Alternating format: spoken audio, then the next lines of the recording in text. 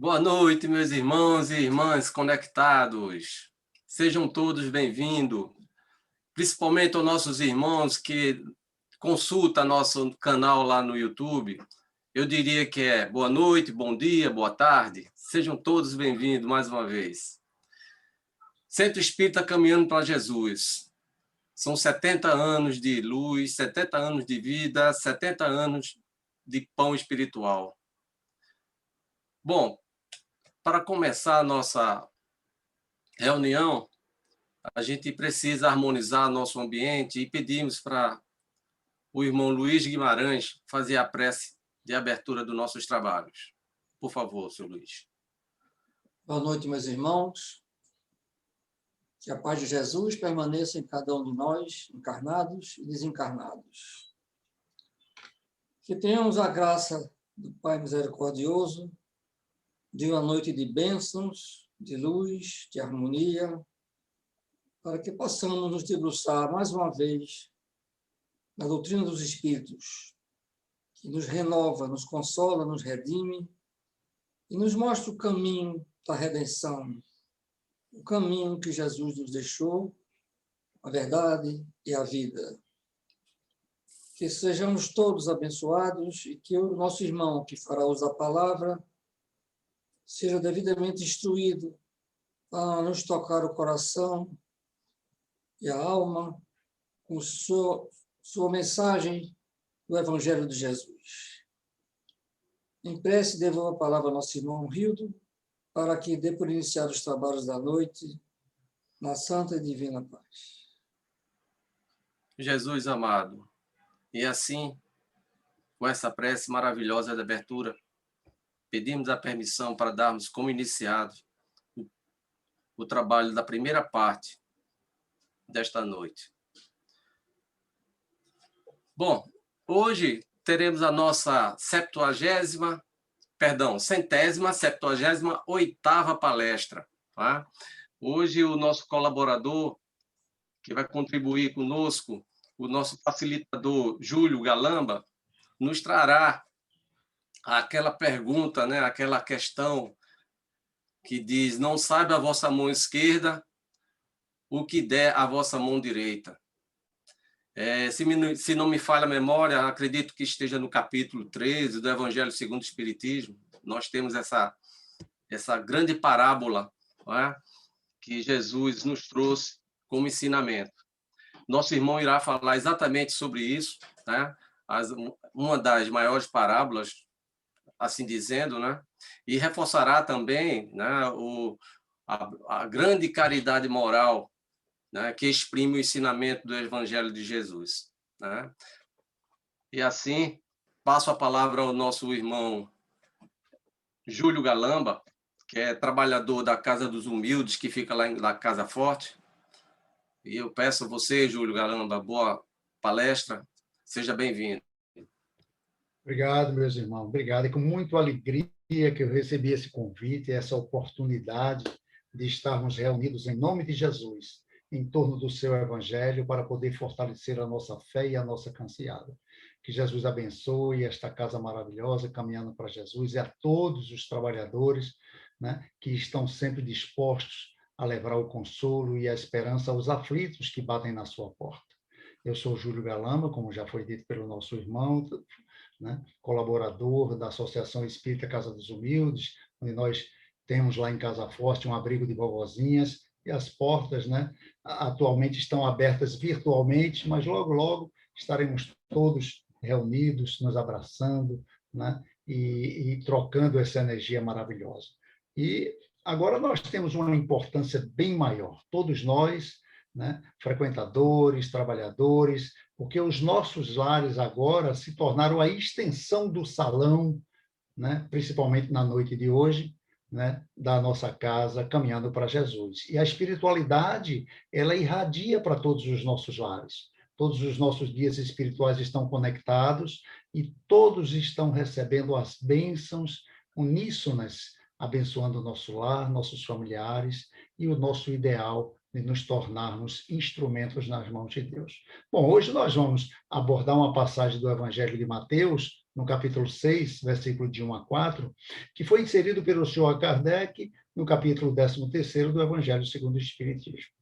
E é muito comum nós sermos questionados quando estamos falando de uma passagem de Jesus por pessoas que ainda não conhecem os fundamentos da doutrina espírita e perguntam se a gente é evangélico. E muitos espíritas dizem que não, eu não sou evangélico, não, eu sou espírita. Como se alguém pudesse ser espírita sem ser evangélico? Porque o evangelho de Jesus é a base moral da doutrina dos espíritos. Né? O Evangelho segundo o Espiritismo não é a Bíblia dos Espíritos, é o mesmo Evangelho encontrado no Novo Testamento, narrados por Lucas, João, Marcos, Mateus e nos Atos dos Apóstolos. A diferença que existe, que isso é o que facilitou, né, a minha compreensão do que é ser cristão, é que os espíritos superiores e o senhor Kardec trazem esclarecimentos profundos que facilitam a compreensão, principalmente naquelas passagens que Jesus trouxe em forma de parábolas, né? Então, essa clareza que os espíritos trazem, né, elas vão fortalecendo a nossa fé. Mas vejamos o que é que diz, né, o Evangelho de Mateus, nesse capítulo 6. Ele diz: tende cuidados para não praticar as boas obras diante dos homens, para serem vistas, pois, do contrário, não recebereis recompensa pelo vosso Pai que está nos céus. Então, assim, quando derdes esmolas, não faça alarde, como fazem os hipócritas nas sinagogas e nas ruas, para serem louvados pelos homens. Eu digo em verdade que eles já receberam a sua recompensa. Então, Jesus vem trazendo a orientação de que quando a gente der esmola, não saiba o que é a mão esquerda, o que faz a mão direita, né?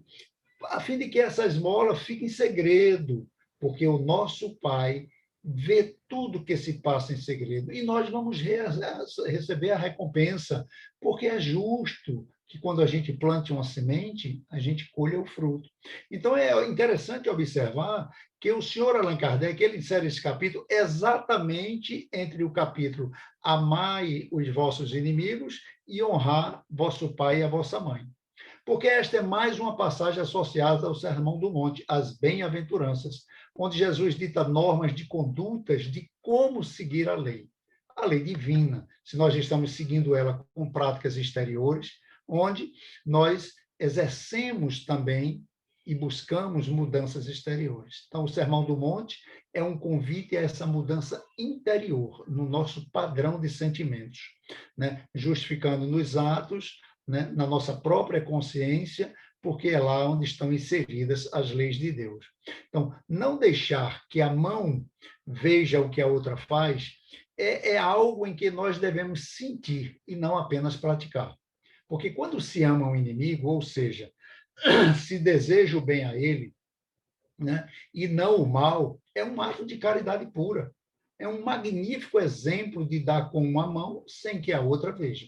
Porque não se espera nada de um inimigo, né? Quando a gente faz alguma coisa por um amigo, a gente sempre espera retribuição. O inimigo não, a gente faz porque estava na oportunidade de fazer. E já sabe que não se pode esperar nada daquela pessoa. Então, nessa passagem que Jesus se refere a honrar pai e mãe, ele enaltece o filho, que mesmo que seu pai não tenha sido um bom exemplo de pai, mas que ele lhe dê a devida assistência, principalmente na idade avançada, onde o pai não vai poder mais retribuir. Então, ele agindo assim, estará o filho escondendo uma mão para que a outra não veja. E diz Jesus: quando 10 esmolas, não propagueis. No mesmo sentido. Porque os hebreus, nesse caso, os judeus, naquela parte da Palestina, eles entendiam que para se cumprir a lei de Deus, a esmola era muito importante, já que as viúvas e os pobres precisavam de condições para sobreviver. Então, alguns costumes da época eram muito interessantes. Ora, por exemplo, se alguém tivesse na feira e um legume caísse no chão, ninguém poderia pegar, porque eles estavam destinados para que os pobres os apanhassem. No plantio de uma lavoura, quem plantasse na borda só podia colher no meio, porque o plantio da borda estava destinado aos pobres. Então, existia entre o povo judeu uma preocupação social, derivada da lei. Praticar esse ato era, portanto, praticar a lei. Então, eram as obras da lei e da justiça, consideradas também como obras da religião, já que a religião mosaica prescrevia esse procedimento.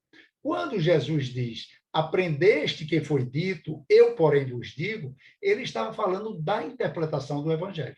Porque somente quem está interpretando uma ação é quem sabe se está sendo hipócrita ou se é realmente um intérprete da lei de Deus, se está agindo como um ator, com uma intenção, né, que não seja a da caridade ensinada por Jesus. Mas é importante anotar, só ele é que tem condições de julgar os seus próprios atos. Então, quem está praticando é que sabe se está de acordo com a lei ou se está distanciado da lei. Então, a passagem não saiba que a sua mão esquerda, né, saiba o que dá a vossa direita, né, foi inserido por Kardec como uma advertência para que o espírito não se comporte como um fariseu. Né? No livro de Números, no capítulo 15, versículo 38 do Pentateuco Mosaico, Deus diz aos varões de Israel, vos ordeno que coloquem uma franja no final da veste, com uma fita azul, para que não se esquecessem da lei, mas não apenas isso, mas para que não só se lembrassem, mas que também a cumprissem. Ora, os fariseus, para se parecerem melhor e mais cumpridores da lei, eles alongavam essas franjas de suas vestes para serem vistos e louvados com mais frequência por todos. Jesus, como todo bom judeu, ele tinha nas suas vestes também uma franja com uma fita azul. E foi exatamente nessa parte da roupa de Jesus que a mulher que sangrava há 12 anos, a mulher hemorraíça, tocou. Ela poderia ter tocado nos pés, na sandália, na perna, em qualquer outra parte de Jesus. Mas quando ela se aproximou de Jesus, se arrastando ali no meio da multidão, e viu a fita, ela se deparou imediatamente com a lei.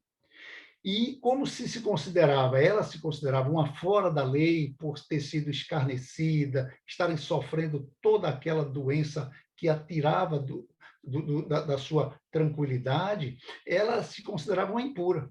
Então, ela buscou a sua integração, a sua reintegração.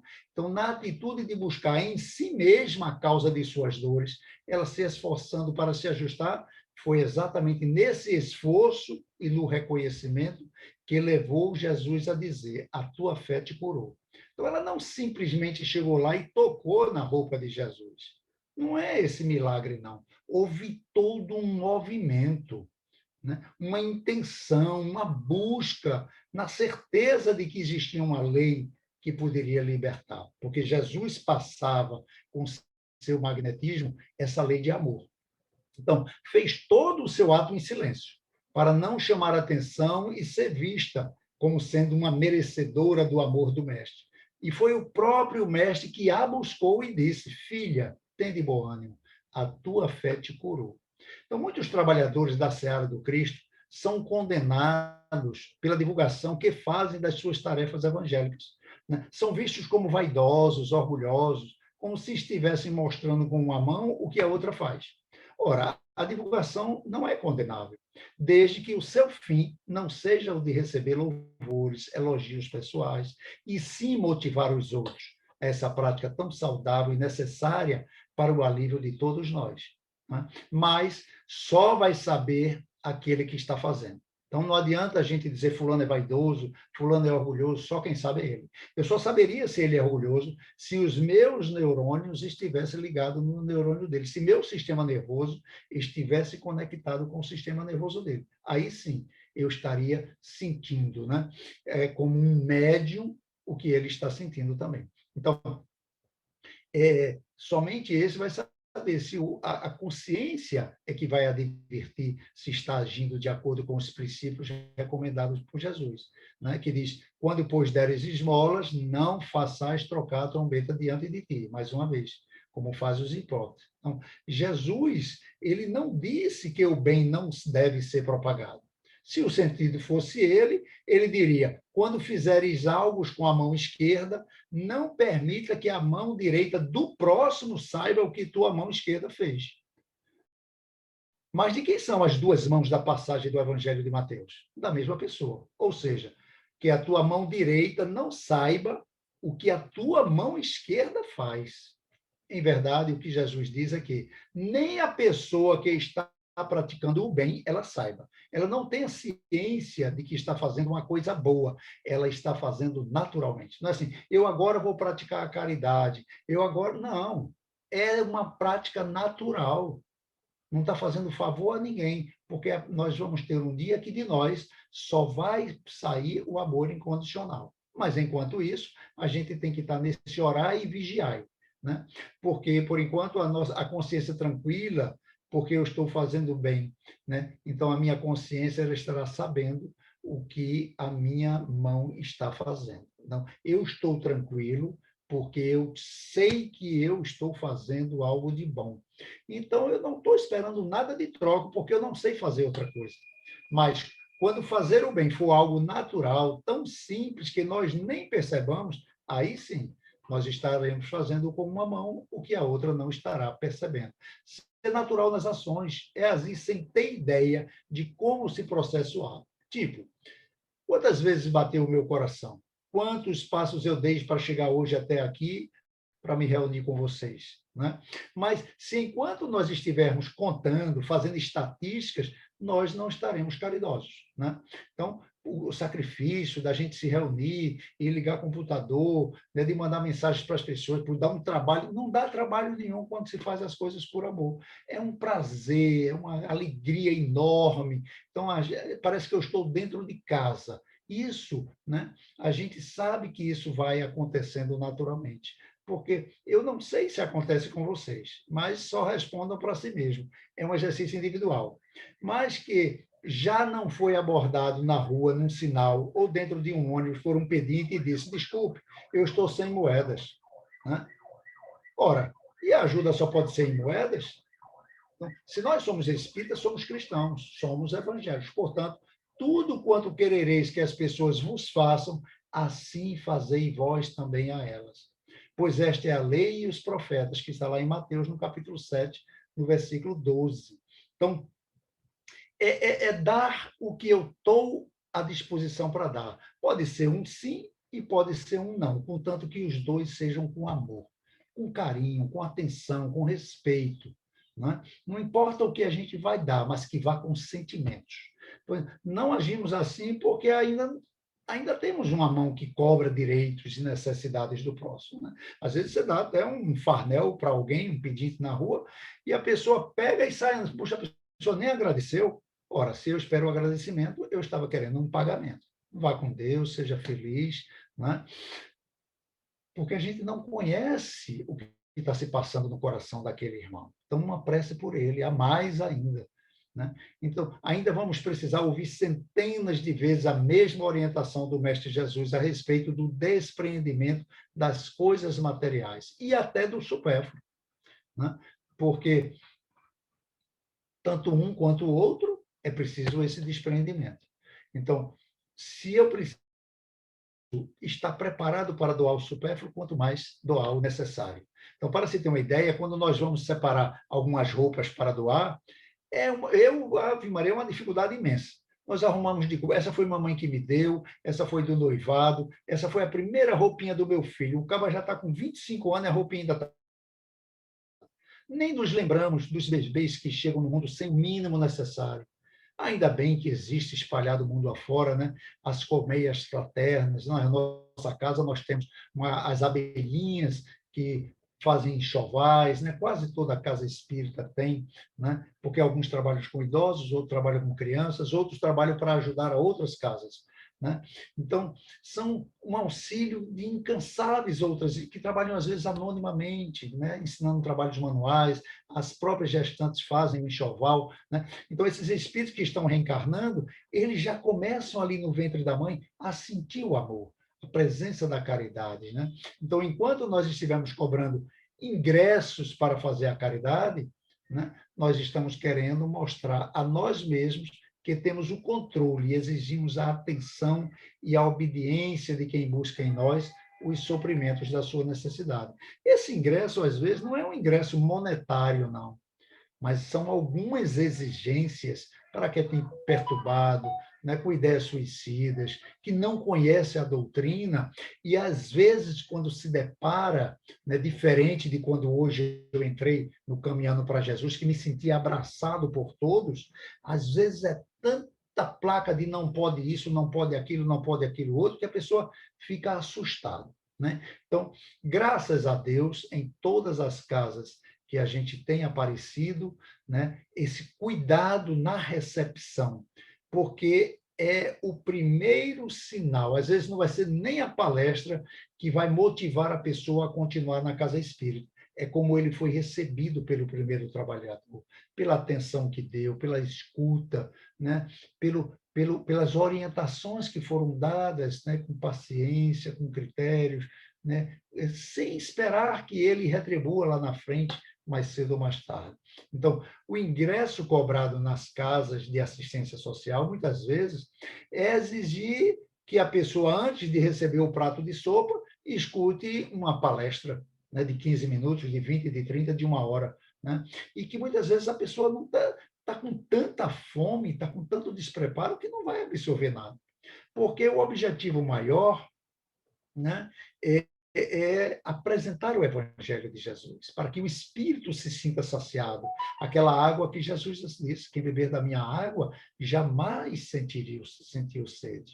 Ora, Jesus, quando alimentou 5.000 homens com os pães e os peixes, né, ele alimentou os espíritos daqueles homens. Então, mostrar, né, que o Jesus, ele é para todos. Todos estão ali, né, e ele vai atender a todos. Porque como é que nós vamos saber que alguém chegou na nossa porta, um necessitado, né, com fome, aflito, se ele merece ou não, né, ser atendido naquela hora?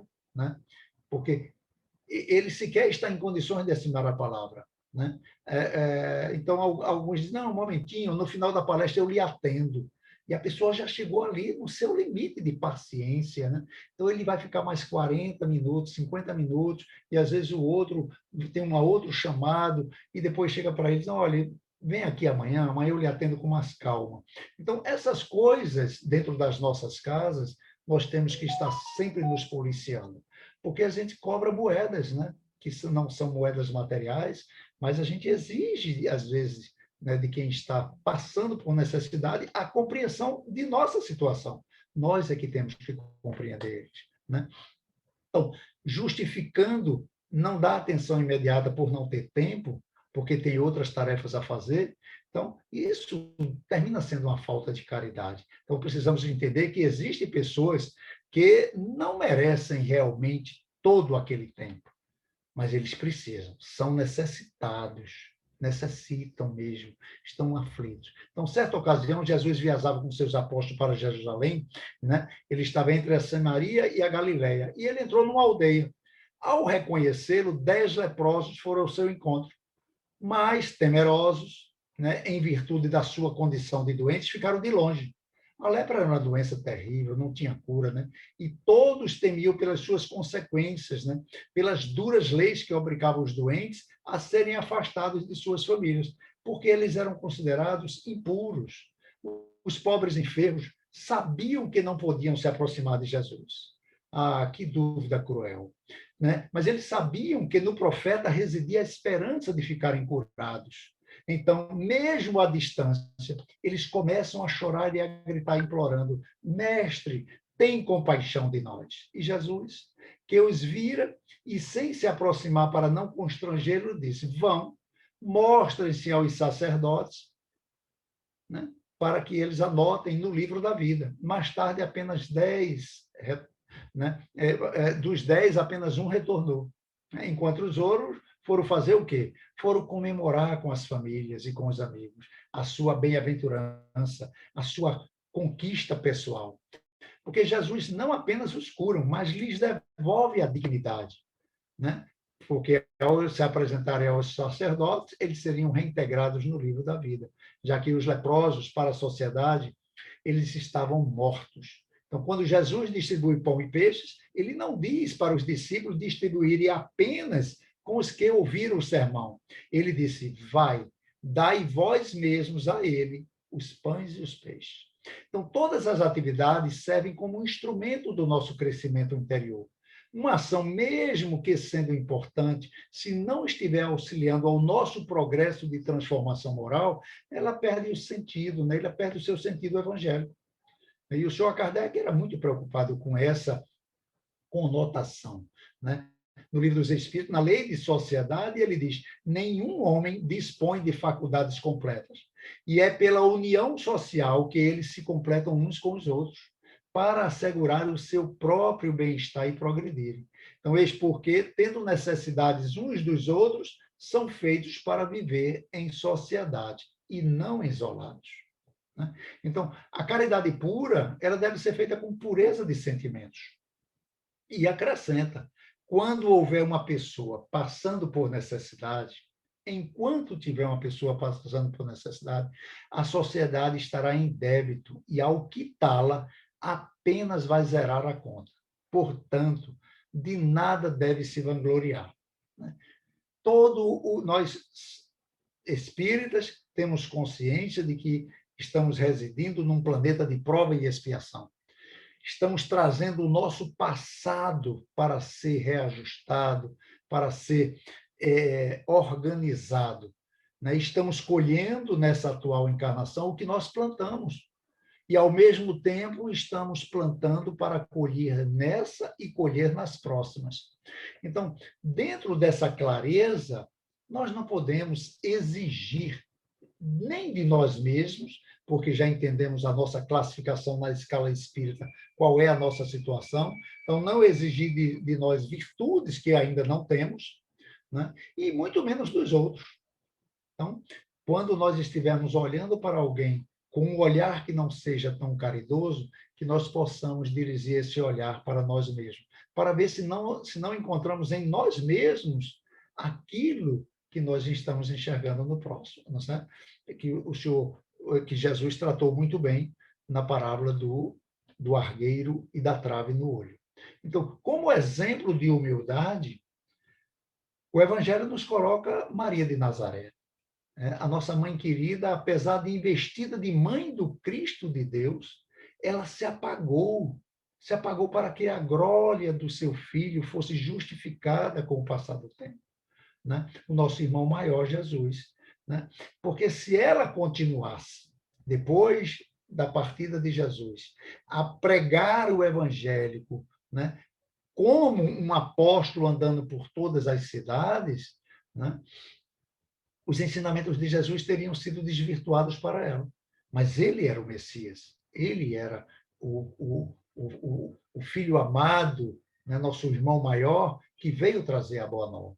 Mateus, no capítulo 6, no versículo 16 e 21, ele diz que quando nós formos jejuar, que a gente não se mostre constritados como os hipócritas, triste, né? Desfigura o rosto, né? Para que os homens mostrem que ele fez um jejum. E aí, Jesus diz que, em verdade, né, só aquele carinho, aquela atenção que ele vai receber por aquele jejum, já vai ser o pagamento dele. Né? Mas ele diz, quando nós formos jejuar, né, que a gente urge a cabeça, lave o rosto, para não parecer para os homens que a gente tem algum problema, alguma dificuldade, que a gente está na luta, mas para que o Pai que está oculto e que tudo vê que está oculto, nos recompense. Então, esse é um trabalho íntimo nosso. Né? Esse é um encontro nosso com Deus e não para com a sociedade, né? De andar com a Bíblia embaixo do braço, com o livro dos Espíritos, com o livro dos Médiuns, se não for para apresentar para alguém, e não para mostrar que é espírita, para mostrar que é cristão. Né? Porque o judeu, eles usavam o jejum como uma penitência, que era uma forma de conseguir o perdão de Deus. Ora, a doutrina espírita nos ensina, através do Evangelho de Jesus, que a melhor forma de conseguir a paz interior é através do jejum dos males que permitem que uma mão veja o que a outra faz. É o jejum do orgulho, da vaidade, do egoísmo. E ele acrescenta ainda que não se deve servir a dois senhores, porque ou eu vou detestar um e amar o outro, ou eu vou me dedicar a um e desprezar o outro. Né? E Mateus acrescenta, porque aquele que ouve as minhas palavras e as pratica será comparado a um homem prudente que construiu a sua casa sobre a rocha. Mas aquele que ouve as minhas palavras e não as pratica se assemelha a um homem sensato que construiu a casa sobre a areia. E quando a chuva caiu, os rios transbordaram, os ventos sopraram e a vieram açoitar. E ela foi derrubada, tornou-se numa grande ruína. Então, todos os que reconhecem a missão de Jesus dizem Senhor, Senhor. Mas de que serve lhe chamarem de mestre ou senhor se nós não seguimos seus preceitos?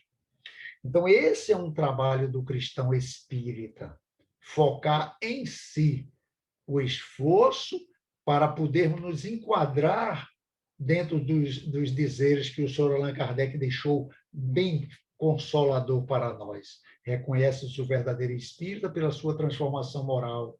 Ou seja, que essa transformação moral ela seja associada a toda a literatura que eu estou me aproximando agora, trazendo para junto de mim, as amizades que eu estou construindo, né? Os filmes que trazem para nós uma mensagem de fé e de esperança, as conversações nos corredores, entre amigos. Se nós estivermos em família ou no meio de amigos e o assunto não for um assunto enriquecedor, que a gente se cale, né? Fique em prece, para não alimentar mais ele ainda, ou aproveite a oportunidade e jogue ali uma sementezinha de um assunto que possa despertar interesse pelos todos os outros e seja um assunto nobre. Assim, nós seremos um semeador. Porque serão chamados discípulos os que passam os dias em oração, mas não se mostram nem melhores e nem mais caridosos, nem mais indulgentes para com os semelhantes? Claro que não. Porquanto, do mesmo modo que os fariseus, né, esses também só terão a prece dos lábios e não no coração. É preciso que o espírito assuma a sua responsabilidade, porque além de domar as más inclinações, né, o senhor Allan Kardec diz isso, né, que reconhece o verdadeiro espírito por domar as suas más inclinações, né, e pela transformação moral. Então, é esse conhecimento de si mesmo que ele trata muito bem na questão 919 do Livro dos Espíritos. Então, a gente tem conta. Tem horas que a gente está num momento como esse e pode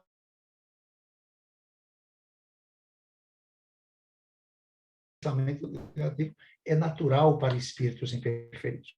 O que eu não devo é dar vazão a ela, vida a ela.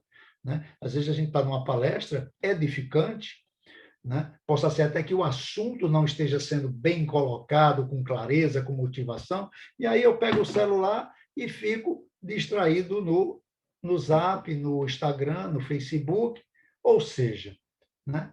Eu tenho que focar, eu tenho que estar centralizado para descobrir se a falha é minha, que eu estou precisando estudar mais, meditar mais, focar mais na doutrina espírita, ou se realmente aquilo não é um assunto espírita. Né? Então, se isso acontece, qual é a atitude do cristão? Vamos orar por aquela pessoa que está falando, vamos enviar para ele bons pensamentos positivos. E assim, em qualquer pessoa que seja uma pessoa pública, o bom cristão ele tem que orar por aqueles, né, que formam opinião. Não ajuda, a não ser se for construtiva. E se for construtiva, ela tem que ser em particular. Porque o evangelista Luz, que ele narra também uma passagem de Pedro com Jesus, porque Jesus ensinava do barco às multidões. E quando acabou de falar, ele disse para Simão: lançai vossa rede para pescar à tua direita. Ora, Simão disse: mestre, nós trabalhamos a noite toda, nada apanhamos, sobre a tua palavra eu vou lançar, porque é tu que está dando a ordem. E fazendo isso, a quantidade de peixes foi tão grande que as redes se romperam. E disse Jesus a Simão: não temas, doravante serás pescador de homens. Figuradamente, o espírito humano é um pescador, um pescador dos valores evolutivos nessa escala regeneradora da Terra. A posição de cada um é o seu barco. Cada dia é um novo dia. O homem se levanta com a sua rede de interesse. A rede à sua direita tem um sentido que Emmanuel explica muito bem em Caminho, Verdade e Vida. Sendo o barco a posição de cada um, então você aposta em um sentido. Pedro apostava no sentido esquerdo, que era o sentido do ego, dos interesses pessoais, dos bens materiais, unicamente para cuidar da sua família. Ao receber a orientação do Cristo, que são sempre orientações para o espírito imortal, ele lança a rede à direita, em outra direção. Lança para o altruísmo, para o perdão, para a paciência, onde ele passa agora a pescar e preencher a sua vida, a rede do seu coração com a tolerância. E o senhor Kardec, quando faz um estudo aprofundado do Evangelho de Jesus, se referindo à caridade pura, onde a mão esquerda não sabe o que dá à direita, ele insere a diferença entre caridade material e caridade moral. E o espírito Humberto de Campos, na obra Cartas e Crônicas, psicografia do querido Chico Xavier, ele traz uma mensagem bastante reflexiva, intitulada Lição nas Trevas. Narra Humberto de Campos que no Vale das Trevas delirava a legião de espíritos infelizes, ristas, obscenidades, eles planejavam assaltos, maquinava-se crimes. O espírito benfeitor penetrou na caverna e começou a apaziguar um, abençoando o outro. Aqui ele abraçava um desventurado, de modo a entregá-lo mais tarde às equipes socorristas. Mais adiante, aliviava com suave magnetismo e a cabeça atormentada de entidades que estavam enlouquecidas. O serviço assistencial seguia difícil. Quando o enfurecido mandante da crueldade, ao descobri-lo, se inquietou, de súbita calmaria, ficou tranquilo e, impondo respeito aos loucos, declinou-se, deixando livre a passagem para aquele que reconhecia por missionário do bem. Conhece-me? O irmão X ficou assustado, interrogou, espantado e agradecido ao mesmo. Sim, o rude empleiteiro da sombra, eu era um doente na terra, e curaste meu corpo de uma moléstia que me desfigurava. Lembro-me perfeitamente de teu cuidado em lavar minhas feridas. Um espírito de feições rudes chamou o amigo e disse: por quê? Que mais te fez esse homem no mundo para que sejamos forçar a lhe reverenciar? Deu-me teto e agasalho, supriu minha casa de pão e roupa, alimentando-nos a mim e a minha família da nudez e da fome.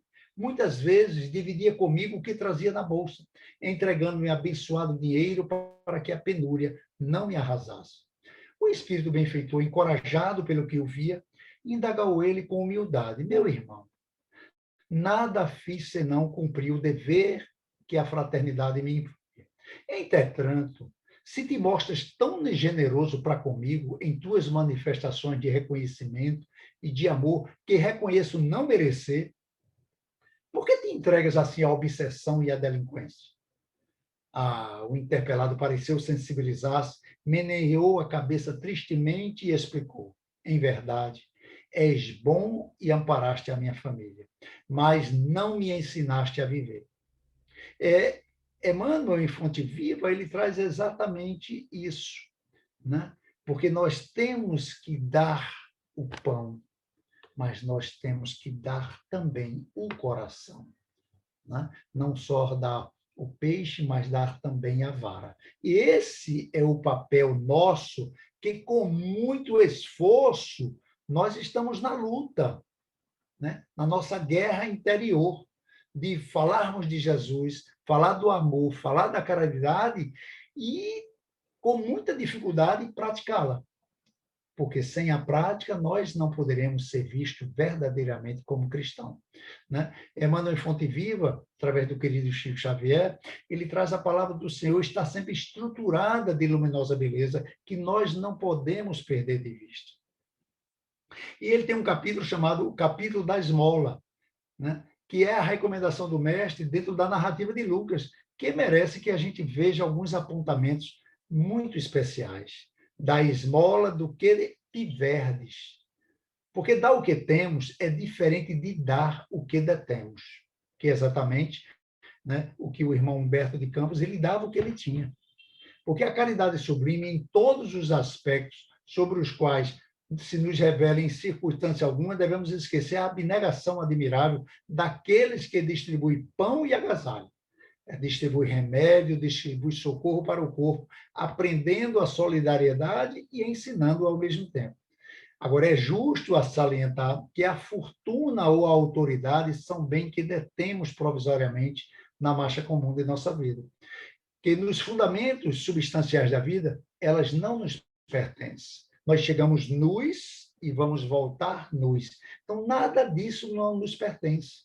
O pão, o agasalho, o farnel, porque o dono de todo o poder, de toda a riqueza no universo é Deus, nosso Criador e Pai, que Ele empresta a nós esses recursos, segundo os méritos e as necessidades de cada um.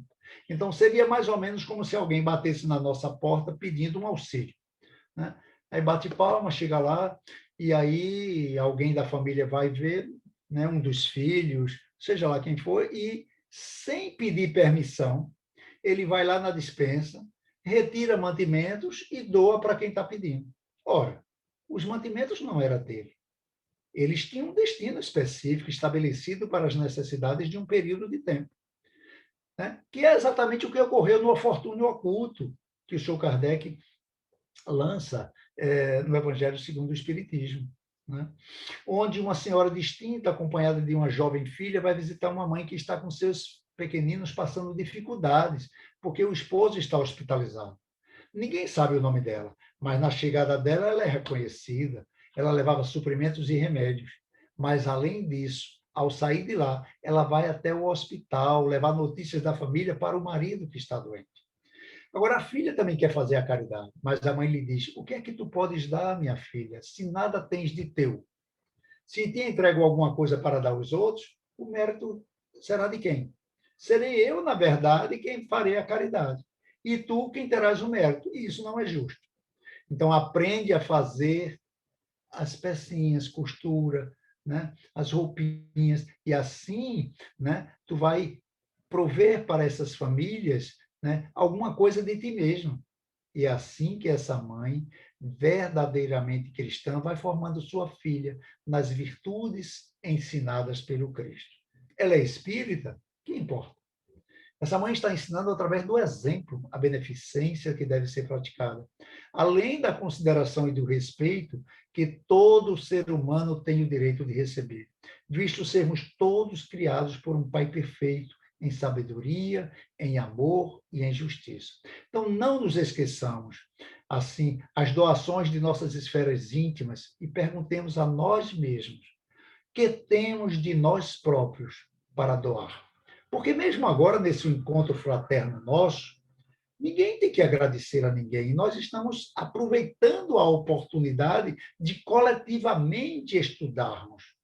Todos os assuntos colocados aqui agora, pelo menos por mim, ainda não é praticado literalmente. Mas é uma oportunidade de introspectar na alma, na consciência, a necessidade. Porque quando a necessidade bater, ela vai trazer uma emoção que foi plantada a semente, que essa hora nós não percamos a oportunidade. Não, porque hoje é a final do campeonato, é a final das Olimpíadas. Não, porque eu estou para receber um parente. A oportunidade, quando aparece, talvez ela demore muito tempo para bater de novo. Porque não existe acaso. Nós somos testados naquilo que nós estamos prontos para exercer. Então, que espécie de emoção nós estamos comunicando aos outros? Que reações nós estamos provocando no nosso próximo? Não só nas nossas palavras, no nosso olhar, na nossa postura, né? Que estamos distribuindo para os nossos companheiros de luta diária? Qual é o estoque de nossos sentimentos? Que tipo de vibrações nós estamos espalhando? Pode ser, né, na rua, dentro do carro, junto com aqueles outros que estão ainda sem estar orando e vigiando, né, num ônibus, né, numa fila de banco, né, naquela sala de espera maravilhosa do médico que ele marcou a consulta para 2 horas da tarde, e não se surpreenda que ele vai lhe atender às 3h30. Então, tudo isso, né, em vez da gente estar ali fazendo crítica, a gente está em prece, procura uma boa leitura, andar com um livrinho na mão, porque para difundir a bondade, ninguém precisa cultivar o riso estridente, sorrisos baratos, mas para não darmos pedras de indiferença aos corações famintos de pão da fraternidade. É indispensável que a gente amealhe em nosso espírito as reservas da compreensão, emitindo tesouros de amizades e entendimento que o Mestre nos confiou em serviço ao bem de quantos nos odeiam, perto ou de longe. Então, que sejamos esse mensageiro do amor. O aviso do escritor nessas anotações de Lucas significa: da esmola de vossa vida íntima, ajudai por vós mesmos a espalhar alegria e bom ânimo, oportunidade de crescimento e elevação com os nossos semelhantes, ser irmãos dedicados ao próximo, porque ninguém em verdade, reforça Lucas, né? O amor que se irradia em bênçãos de felicidade e trabalho, paz e confiança, é sempre a maior dádiva de todas. Né? É sempre e será sempre a maior de todas. Né? Como o pergunta, né, o senhor Allan Kardec, né, e traz para nós com muita clareza como Jesus entendia a caridade. Né? E aí tem o famoso BIP, né, benevolência para com todos.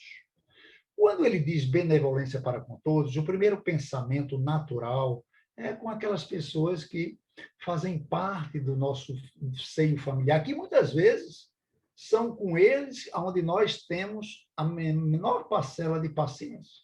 E é por isso que estão sob o mesmo teto. Porque são espíritos que lá atrás já se amaram muito, mas se desentenderam. E aí o orgulho ferido. O orgulho ferido, para um espírito que ainda não era evangelizado, guarda no coração a mágoa, o ressentimento.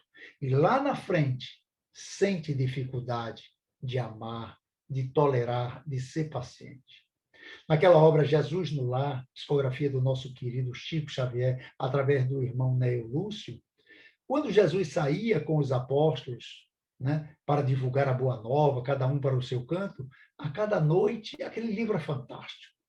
Quando eu li aquele livro, foi num dia de inspiração, e eu tive a impressão que se eu colocasse em prática apenas o que aquele livro retrata, eu já sairia daqui bem melhor. Cada capítulo é um diálogo de Jesus com os apóstolos, trazendo ensinamentos para eles e para a humanidade. Então, Jesus vê que Pedro estava com o rosto meio tenso. Jesus sabia o motivo, claro, né? Mas ele pergunta: Pedro, Simão Pedro, como foi o seu dia? Pedro, assim, meio ainda inquieto, diz: o meu dia não foi muito bom. Eu me encontrei com um tio que é sovina, o sobrinho filho dele, que é mentiroso quanto os mais. Eles me afrontaram em praça pública. Eu coloquei, fui aplaudido por todo mundo e não me arrependo. Pedro tinha, né, uma verdade na sua ação, né? Era aquela solidez bruta. E ele dizia isso para Jesus, que era o amor em pessoa. Mas Jesus aí envolve ele com mais brandura ainda.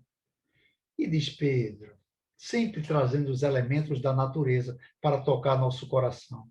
Pedro, claro que a mensagem é bem mais longa, eu estou resumindo para poder a gente pegar a essência da mensagem. O que usa um carpinteiro, Pedro, para construir uma casa? E Pedro, ainda meio abusado, diz: ele usa ferramentas, Senhor. Mas Jesus diz: Pedro, nossos parentes mais próximos são o martelo, o enxó e o serrote, para nós construirmos o reino de Deus dentro de nós. Então, essa é a benevolência por todas, que tem que começar dentro de casa. Para nós não agirmos como os hipócritas, né? Que lá fora são um bálsamo de ternura e dentro de casa são tiranos cruéis. Indulgência com as imperfeições alheias, porque o BIP vem a benevolência e depois vem a indulgência. Ora, o que é ser indulgente? É nós nos envolvermos de compreensão, principalmente a compreensão espírita. Cada um tem a sua história, cada um tem a sua carga de sofrimento. Desde o dia que aquele irmão Lázaro foi morto lá em Minas Gerais, depois de uma perseguição como se estivessem perseguindo um animal, que todos os dias ele faz parte da minha oração. Não é porque eu o amo, não, nem o conheço, mas é para que eu desenvolva em mim o amor incondicional. Então eu elegi ele. Elegi também um que esse eu tenho muita dívida com ele, porque ele encheu minha casa de muita alegria, dei muitas risadas e deve ter enchido a casa de vocês também. O nosso querido irmão, né, que trouxe para nós muita felicidade, Robbie Williams, aquele ator que tirou a sua vida através do suicídio, que as nossas bênçãos o envolvam, o acalmando, o tranquilizando, que ele receba toda a felicidade que nós tivemos no nosso lar, porque todos os seus filmes foram belíssimos, com lições maravilhosas. Então, essa indulgência é nós enxergarmos, a princípio, que são todos filhos de Deus, cada um trazendo a sua história, cada um trazendo as suas dores, cada um trazendo a sua carência afetiva e a sua necessidade de amar e de ser amado. E finalizando, as últimas palavras de Jesus no madeiro: perdão, perdão das ofensas. Ora, o perdão, ele faz bem a quem perdoa. Porque se alguém nos faz o mal e nós a perdoamos, ela continua do jeito que ela estava, com as marcas de um compromisso de se reconciliar com quem ela ofendeu. O primeiro, se arrepender, é o primeiro passo de quem tem uma atitude que fira o próximo, é o arrependimento. Depois do arrependimento é a expiação, porque quando o espírito se arrepende, ele entra num processo de sofrimento consciencial. Ele passa a não se sentir bem, porque a ficha caiu. Puxa vida, como eu fui indelicado com meu amigo, como eu fui indelicado com a minha esposa, como eu tratei meu filho com indiferença. Então, ele entra nesse processo de perturbação, que é muito importante, esse conhecimento de que é natural que isso aconteça com ele, porque ele é um espírito em evolução. Porque se ele não tiver consciência disso, e o ato e a agressão dele que ele teve com o ente querido extrapolou os seus limites de tolerância, ele entra numa depressão profunda. E essa depressão profunda pode levá-lo a um suicídio. E aí ele perdeu o contato com os amigos. Então é preciso também se perdoar. Mas tem o terceiro passo, que é a reparação, que é o que nós estamos fazendo aqui agora em muitas situações da nossa vida, com nossos colegas de trabalho, com os nossos colegas da casa espírita, com os nossos familiares, né? Através do nosso comportamento, nós estamos perdoando e sendo perdoados. Então, o perdão, Jesus deixou por último, porque se eu não me perdoo e se eu não perdoo, eu me afasto da lei de amor. E Jesus, que é o caminho, a verdade e a vida, eu deixo de buscá-lo, porque eu começo a achar que não mereço a sua atenção, porque eu acho que o outro não merece. Tudo é uma lei de afinidade, né? E o nosso querido senhor Allan Kardec, ele coloca no seu evangelho, né, a passagem de Jesus que diz: espíritas, amai-vos, eis o primeiro mandamento. Então, esse espíritas, amai-vos, direcionado ao espírita em especial, é para que nós entendamos que todos os nossos colegas, nossos irmãos de casa espíritas, são espíritos que estão em evolução como nós. Tem dia que um que está mais pacífico, tem dia que o outro está mais brando, tem dia que o outro está mais paciente. Mas tem dia que somos nós mesmos que acordamos trazendo compromissos de além-túmulo, né, durante o desdobramento da noite de sono, e que muitas vezes nós nos deparamos com esse autoconhecimento que nós acreditávamos que já tínhamos vencido aquela fragilidade moral. E aí essa luta nos enfraquece moralmente, mas a prece, o contato com um amigo, a vibração de um pelos outros nos coloca no caminho. Nesse caminho que vai nos conduzindo, que Jesus disse ser ele. A prática da benevolência, da indulgência e do perdão, né?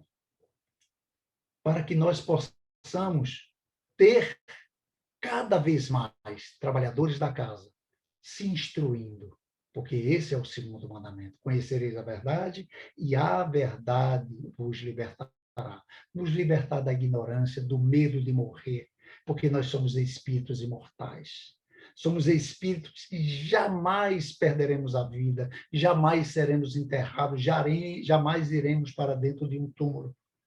Nós vamos sair desse corpo e nos encontrar com aqueles que têm afinidade conosco. Daí, nós estamos criando já esse laço de afinidade entre nós, para que um socorra o outro nessa hora. E que nós possamos, com esse conhecimento que nós vivemos, essa dualidade, ora na carne e ora fora da carne, durante o desdobramento do sono, que possamos também planejar para onde nós vamos quando esse corpo for descansar hoje à noite. Que já possamos pedir com consciência, eu preciso ir para uma escola, que eu preciso trabalhar mais esse ponto. Eu preciso receber um esforço maior nessa fraqueza que eu descobri agora com muita clareza, que ainda tem muito forte dentro de mim. Preciso trabalhar de cursos, como ouvinte, como assistente, de trabalhos, como aprendiz, como iniciante, para que a gente renove cada vez mais, dia após dia, a certeza que nós estamos no caminho certo. Como disse o nosso querido, né, Cassimiro Cunha, através do querido Xavier, que está lá em Parnaso de Além-Túmulo. Espiritismo é uma luz gloriosa, divina e forte, que clareia por toda a vida e ilumina além da morte. É a árvore verde e farta, nos caminhos da esperança, toda aberta em flor e fruto, de verdade e de bonança. É uma fonte generosa de compreensão compassiva, derramando por toda a parte o conforto da água viva. É a claridade bendita do bem que aniquila o mal, o chamamento sublime da vida espiritual. É o templo da caridade em que a virtude oficia e onde a bênção da bondade é flor de eterna alegria. Se buscas o espiritismo, norteia-te em tua luz. Espiritismo é a escola e o mestre amado é Jesus.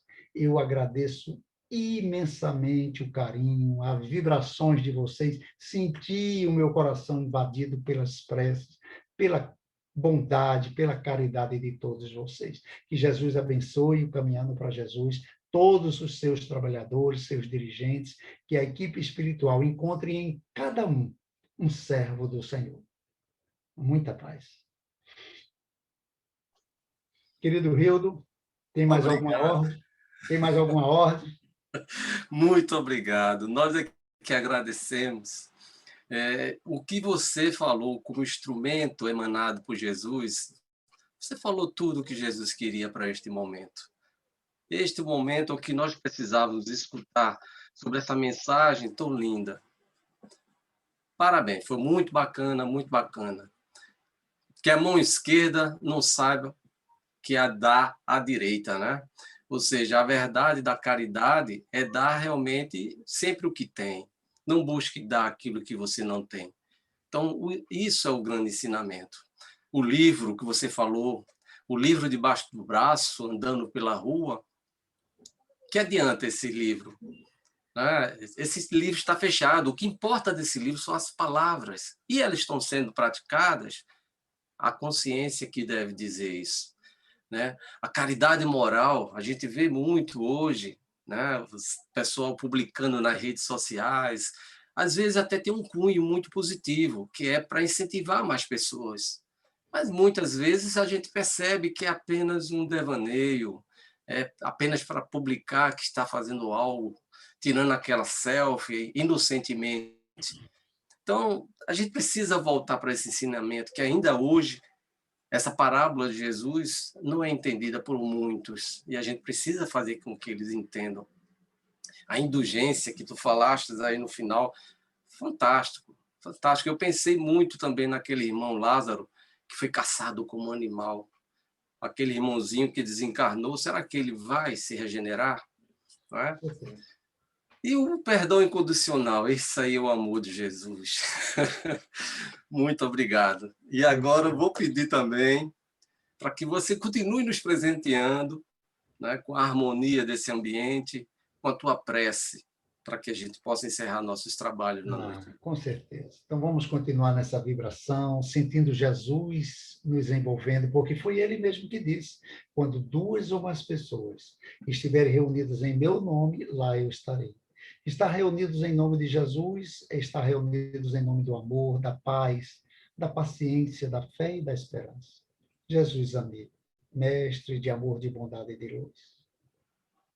É na certeza da tua presença, Senhor, na certeza da presença da espiritualidade amiga, dos nossos guias, mentores, familiares e amigos que têm a permissão de estar junto a nós, que nós te agradecemos, Senhor, por todas as bênçãos que foram derramadas sobre nós, sobre os nossos lares, nossos amigos.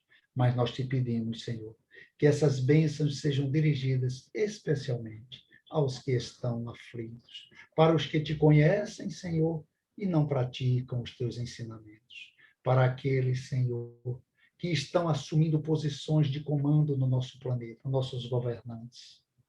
Para que eles possam sentir a tua presença e sintam a vontade de promoverem leis mais justas e mais fraternas.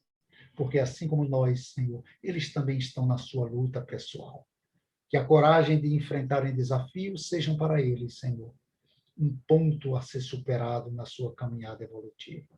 Ampara, Senhor, a nossa caminhada, nos fortalece nos nossos desafios e permita que durante o desdobramento da noite de sono nós possamos nos reencontrar, nos reconhecermos, nos abraçarmos em espírito, Senhor, para retornarmos fortalecidos na certeza de que um dia nós vamos dizer todos nós em uma só voz, em um só coração, Senhor, já não sou eu quem vivo, mas és tu que vive em mim. Agradecemos a todos, que a nossa paz, a paz de Jesus esteja conosco, hoje, agora e sempre. Assim seja. E assim, Jesus amado, com esta prece, pedimos permissão, Jesus, para que possamos darmos por encerrados o primeiro trabalho da noite de hoje, na tua santa e divina bondade. Que assim seja. E assim, nesse ambiente maravilhoso, eu só tenho a dizer a todos uma boa noite e até a próxima.